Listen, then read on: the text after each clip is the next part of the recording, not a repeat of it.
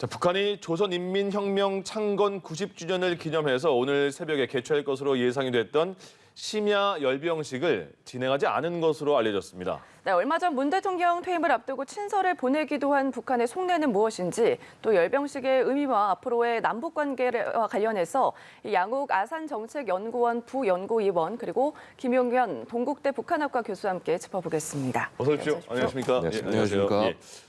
오늘 그러니까 4월에 북한 이벤트 기념일이 되게 많았잖아요. 그래서 4월에는 열병식 할 것이다 이런 예측이 많았고 계속 안 하길래 25일 하는구나라는 예측이 굉장히 많았었는데 안 했어요. 역대급 열병식이 있을 것이다 예측도 나왔는데 왜 안 했을까요? 안 했다기보다는 아직 안 하고 있다고 볼 수도 있을 것 같습니다. 완전 안 한 건 아니고. 네네. 예.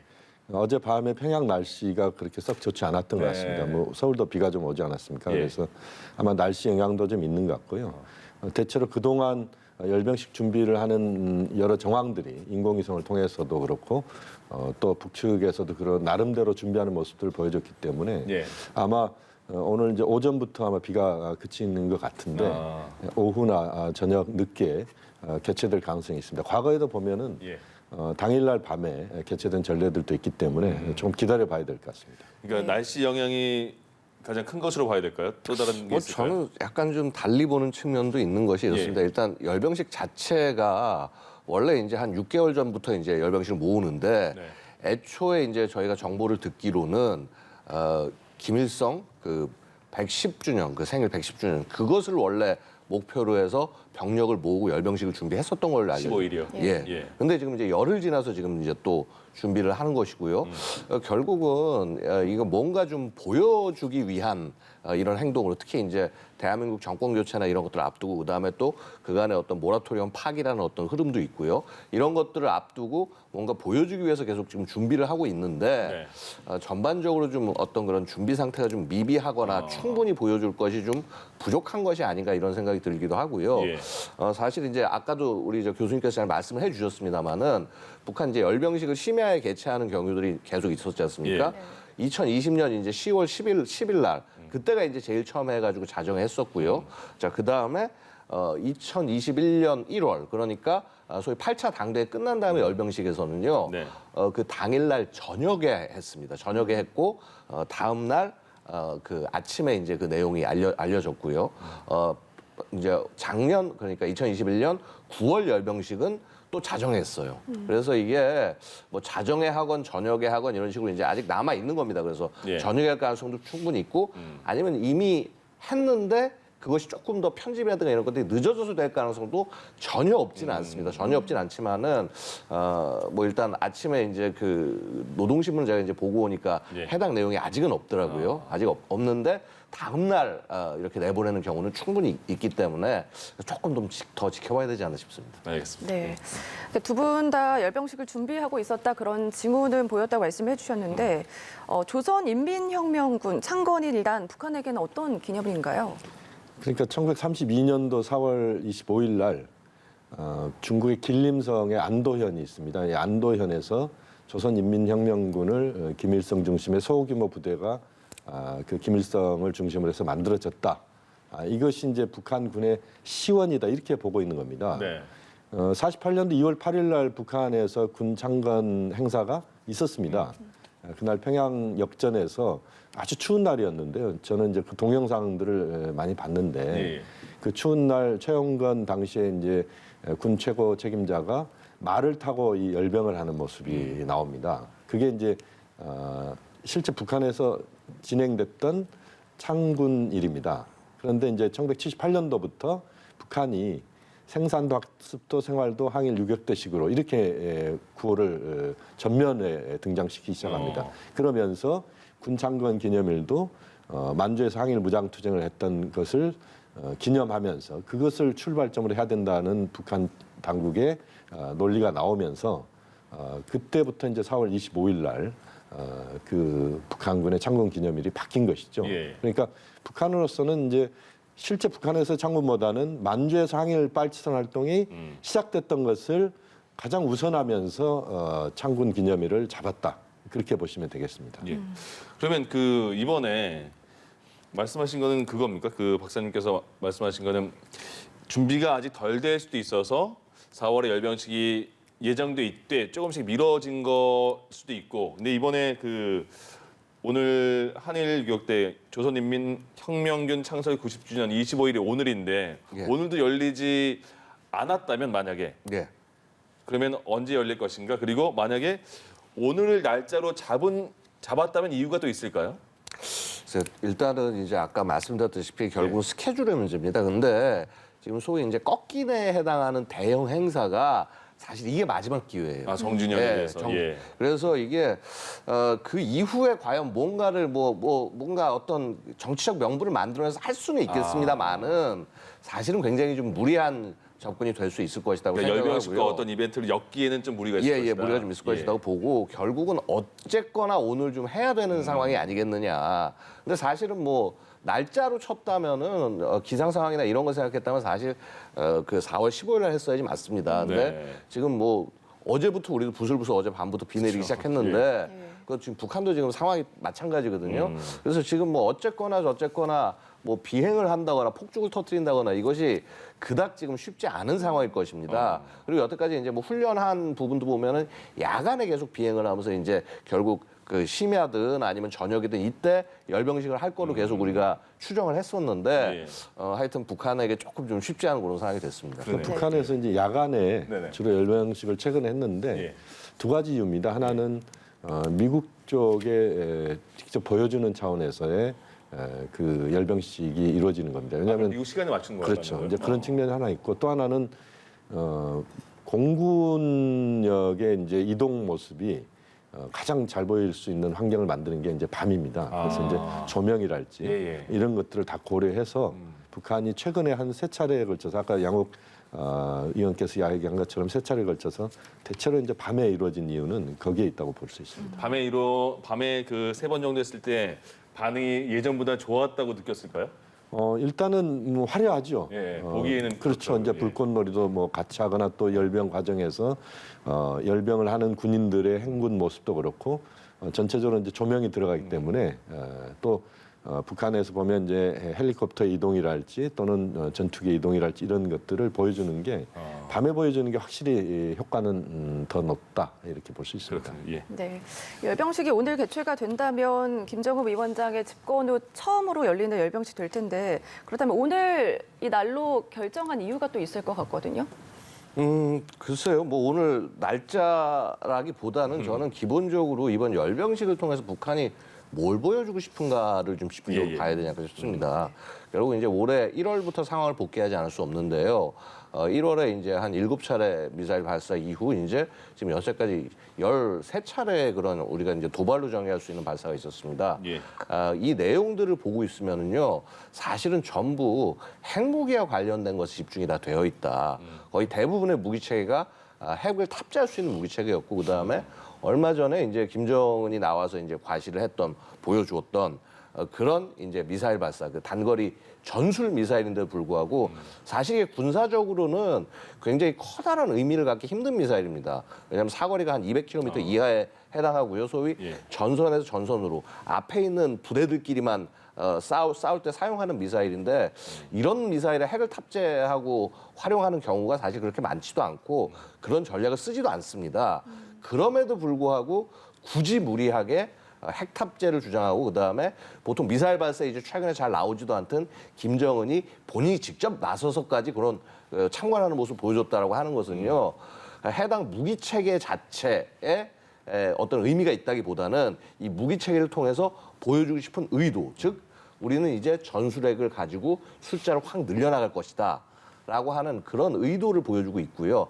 아마도 이번 열병식이 개최된다면 그러한 의도를 담은 내용들이 많이 포함이 될 것이다. 그래서 이제 무기 체계들 같은 것들 중에서 이런 부분이 있습니다. 이제 8차 당대회에서 김정은이 얘기했던 그러니까 그 당대에서 거론됐던 소위 이제 이 전략 분야, 무기 체계 분야와 관련된 전략 무기 한 5가지 정도의 그 중점이 있습니다. 극초음속 미사일 있고요. 예. 자, 그다음에 15,000km 날아가는 ICBM 있고요. 그다음에 고위력의 핵탄두가 있고요. 그다음에 고체연료 ICBM 있고 그다음에 이제 SLBM 이 5가지 관한 얘기들을 했는데 자, 그중에서 거의 한 2개에서 3개 정도는 북한이 지금 했다. 한 딱 2개 했다고 일단 말씀드릴 수 있겠네요. 극초음속 미사일과 15,000km 날아가는 ICBM, 그러니까 화성 17. 저게 성공인지 실패인지 여부는 뭐 예. 이따 말씀하시겠지만은 자 그래서 결국 지금 그러한 것들을 차분차분 해 나가서 핵 전력 건설을 제대로 해 나가고 있다라고 하는 부분이 이번 열병식을 통해서 굉장히 정확히 전달해야 되는 것이 북한 쪽의 어떤 의도가 아니겠냐 이렇게 생각을 하고 있습니다. 2020년 10월에 노동당 창건 기념 열병식에서 화성 17형이 처음 공개가 됐잖아요. 네. 그러면 북한이 계속해서 열병식에서 신형 무기를 계속 선보이는데 그거는 이유가 네. 앞으로 우리가 이런 것까지 도달을 금방 할 수 있을 것이다. 네. 플러스 지금 이런 무기가 있으니까 뭐 조심해라 이런 경고의 메시지도 포함된 겁니까? 왜 이렇게 무기를 공개하는 거죠? 우선 이제 최근 들어서 북한이 집중적으로 미사일 부분을 공개를 하고 있습니다. 이것은 아마 미국이 지금 우크라이나 전쟁에 지금 모든 역량을 쏟아 부어야 되는 상황 아니겠습니까? 또 러시아와 중국도 북한에 대한 제재에 새로운 제재에 동의하기 어려운 여러 환경이 지금 조성되고 있습니다. 그런 과정에서 북한이 단기간에 압축적으로 핵 또는 핵을 탑재해서 그것을 날릴 수 있는 미사일을 집중적으로 지금 개선하는 조치를 취하고 있다. 예. 그러니까 그 여러 미사일 실험들을 통해서 압축적으로 미사일 능력을 고도화시키는 뭐 그런 조치를 지금 취하고 있다 이렇게 봐야 됩니다. 그래서 북한으로서는 굉장히 전술적 측면에서 여러 시점까지 고려하면서 지금 하고 있다 이렇게 봐야 되고 양욱 의원께서도 이야기한 것처럼 이번에 그 열병식이 이루어진다면 혹시 새로운 미사일 체계랄지 이런 것들이 또 등장할 수 있느냐 하는 게 관심거리이긴 합니다만 최근 들어서 이제 북한이 미사일 화성 17형이랄지 또 단거리 전술 유도 무기랄지 이런 것들을 보여줬습니다. 그래서 그 보여줬던 것들을 좀 정리해서 열병식에 좀 등장시키는 뭐 그런 가능성이 현재로서는 좀 높다. 뭐 그렇게 보고 있습니다. 네, 신무기를 공개할 수도 있고 그동안 보여줬던 걸 정리해서 보여줄 수도 있다 이렇게 말씀을 해주셨는데 열병식에서 그렇다면 전략 무기를 공개하는 이유가 좀 더 과시하기 위해서라고 본다면 박사님께서는 이번에 신무기를 공개를 한다면 어떤 의미로 볼 수가 있을까요? 사실은요 이게 결국은 핵실험하고도 연계가 된다는 겁니다. 이 1월부터 계속 북한이 발사한 무기 체계들 이제 제가 분석을 해보니까 소위 그 전술 거의 한 절반 정도 가까이가 전술 핵에 해당하는 무기입니다. 근데 지금 이제 북한이 기존에 보유하고 있는 핵탄두 2가지, 그러니까 김정은이 직접 앞에서 사진 찍으면서 공개했던 것이 미러볼 형태가 있고 그다음에 장구 형태가 있죠. 이게 사실 굉장히 덩치가 큽니다. 그래서 소위 IRBM, 그러니까 중거리 탄도미사일 이상급에만 장착이 가능하고요. 자, 이제 이것을 지금 사전에 보이는 뭐 KN-23이라든가 24 같은 것에다가 탑재를 하려면 이 핵탄두 크기를 줄여야 된다라는 것이죠. 그럼 결국은 김정은이 결국 우리 여태까지 해왔던 것처럼 핵탄두 앞에서 사진을 딱 찍은 다음에 또 그 핵탄두를 가지고 지금 이제 우리 이제 한참 지금 작업한다고 알려지고 있는 풍계리의 그 3번 갱도 그쪽에서 결국 실험할 것이 아니겠느냐. 그다음에 3번 갱도의 어떤 깊이라든가 이런 거를 저희가 대략 추정해 보면은요, 지표에서 한 300m 정도밖에 안 되기 때문에 사실 굉장히 커다란 그 핵폭발을 실험할 수가 없는 곳입니다. 그래서 그런 부분에서 아마 그 소형 전술 핵탄두의 실험을 하지 않겠느냐. 사실 이렇게 바라보고 있는 것이죠. 그래서 여태까지 모든 미사일 발사라든가 혹은 뭐 곧 있을 열병식 이런 것들이 결국 이러한 핵실험과 결국 다 연계가 되는 그런 스케줄 선상에서 진행이 되고 있는 것이 아닌가 추정을 하고 있습니다. 화성 17형에 대해서 북한이 영상까지 굉장히 영화처럼 만들어서 공개를 한 거잖아요. 성공했다고. 네, 그렇습니다. 근데 우리나 미국이나 당국에서는 아닌 것 같은데 이렇게 판단을 하고 있는 건가요? 뭐 그 부분은 이제 아직까지도 뭐 정리가 좀 덜 된 부분인데요. 이제 화성 17형과 15형은 저희가 정확하게 판단하기는 어렵습니다. 그렇지만 이제 그 화성 17형을 싣고 있었던 그 차량의 그 바퀴 수를 보니까 11개 한쪽에 11개, 그러니까 11축 22바퀴로 이제 그때 사진으로 나왔었죠. 화성 15형은 아마 9축이었던 것 같습니다. 그러니까 양쪽 합치면 18개가 되겠죠. 그러니까 화성 17형은 길이도 길고 또 그 직경도 큰 이런 미사일로 저희가 좀 판단을 하고 있는데 실제 그것의 이제 비행 거리랄지 이런 것들이 고각 발사의 형태를 띄었기 때문에 정확하게 판단하기는 어렵습니다. 물론 이제 그것을 정강 각도로 하면은 대체로 이제 거리가 나오기는 합니다만 예. 어쨌든 그 과정에서 화성 17형, 15형에 대한 부분은 정확하게 정리하기는 쉽지 않다. 다만 이제 북한이 미사일의 그 발전 속도가 굉장히 빠른 것은 사실이기 때문에 화성 17형에 대한 가능성도 열어둘 수밖에 없다라고 봐야 될 것 같고요. 또 일부에서는 그때 이제 미사일 발사를 미림 비행장 쪽에서 북한이 순환 비행장 쪽에서 했다 이렇게 이야기가 나오는데 사실 이제 순환 비행장이 평양에서 뭐 한 20-30km 떨어져 있는 곳이고 그렇게 보면 어쨌든 북한으로서는 그 수도 북한의 수도 주변에서 그런 미사일 발사를 통해서 아마 이제 체제 결속도 꾀하고 또 외부에 보여주는 뭐 이런 것들을 또 북한으로서는 의도한 그런 행동이 있었다 이렇게 볼 수 있습니다. 어떻게 보세요, 양 박사님은 그 화성 17형이 맞는 거예요? 아니면 뭐 북한이 그냥 약간의 허위로 약간 그 보여주기 식입니까? 그러니까 이게 그러니까 결국은 이제 약간 맥락적인 부분도 봐야 되는데 증거로 볼 수 있는 것이 되게 한계가 있어요. 네. 그래서 이제 지금 우리 합참이라든가 이런 데서 제시하는 뭐 그런 그 사진 뭐 그러니까 예를 들어서 뭐 위성 사진이든 뭐든 아마 이런 걸로 보고 분석을 했을 텐데 예. 정확하게 그것을 뭐 미사일을 사진 찍어서 한 것이기 때문에 그걸로는 판단할 수 없습니다.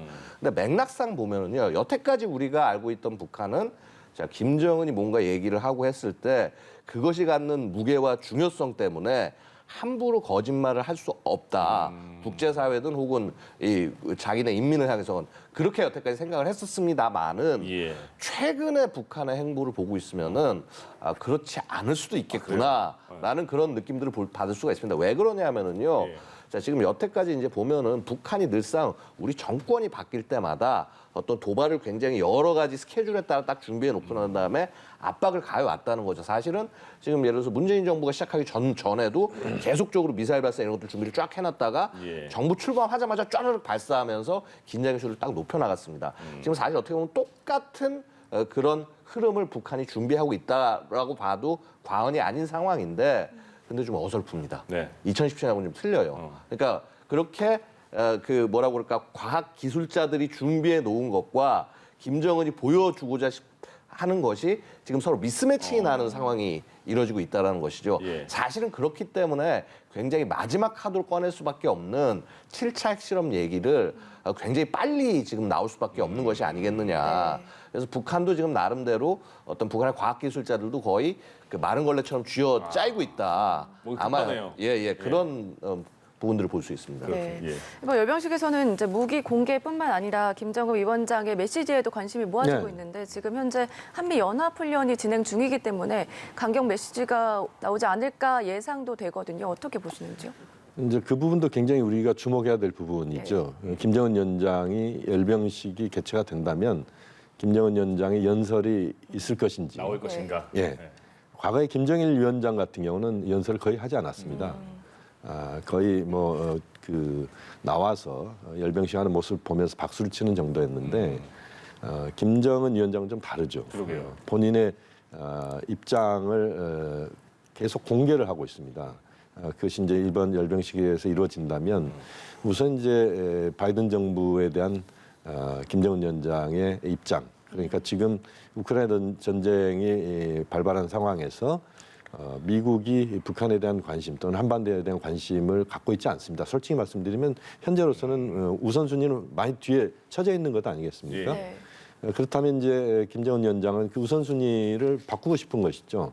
한반도 북한에 대한 바이든 정부의 관심을 촉구하는 그런 차원에서의 이제 강경 그 대미 발언이랄지 뭐 이런 것들의 가능성도 있다고 보고 또 하나는 이제 우리 정권 교체기이기 때문에 그 문재인 대통령과의 친서 교환도 있었지만 새로운 정부에 대한 김정은 위원장의 발언이 어떤 수준에서 나올 것인지 예. 그러니까 뭔가 남측과의 대화에 대한 언급을 할 것인지 아니면 처음부터 윤석열 정부에 대한 부정적인 비판적인 입장으로 나올 것인지 예. 이 부분이 우리의 지금 관심을 굉장히 지금 그 집중적으로 관심의 대상이 되고 있다고 봐야 되겠습니다. 이제 마지막 질문이 될 텐데요. 그 북한이 그러면 조금 전에 잠깐 언급해 주셨는데 지금 뭔가 급한 것도 있는 것 같은데 핵실험은 그러면 지금 미사일을 계속 쏘고 있지 않습니까? 예. 전술 그 무기도 탑재할 수 있다 이런 언급도 있었고 그럼 과연 핵실험은 조만간에 할 것인가 어떻게 예상할 수 있을까요? 일단 사실 이제 저는 그 부분을 봅니다. 화성 17형이 거짓이었다고 한다면 네. 그러면 그럴수록 핵실험 시기는 당길 수밖에 없다. 그래서 이제 가장 빨리 본 것은 사실 뭐 4월 말 정도를 보는 분들도 있습니다. 왜냐하면 예. 이제 갱도가 준비되는 시기가 이제 한 4월 중순 정도까지는 준비가 될 거라고 대부분 보고 있기 때문에 그런데 뭐 최근에 이제 그 현 정부 친서 교환 이런 것들을 봐도 그렇고요. 결국은 5월 10일 이후가 아닐까. 이제 새 정부가 이렇게 발족하고 난 다음에 직후부터 좀 긴장을 해야 될 상황이다. 이렇게 좀 말씀을 드릴 수 있겠습니다. 그러면 그 시기는 새 정부 이후로 의도된 거라고 봐도 될까요? 저는 기본적으로 의도됐다고 보고 있고요. 예. 뭐 사실은 좀 뭐 이래저래 이런 부분을 함부로 평가할 수는 없겠습니다만 현 정부에서 친서를 전달한 것 자체도 결국은 그렇게 차기 정부에 공을 넘긴 것이 아닌가 이렇게 바라보고 있습니다. 네, 알겠습니다. 네, 지금까지 북한 열병식과 관련해서 양욱 아산정책연구원 부연구위원 그리고 김용현 동국대 북한학과 교수와 함께 짚어봤습니다. 고맙습니다. 네, 고맙습니다. 감사합니다.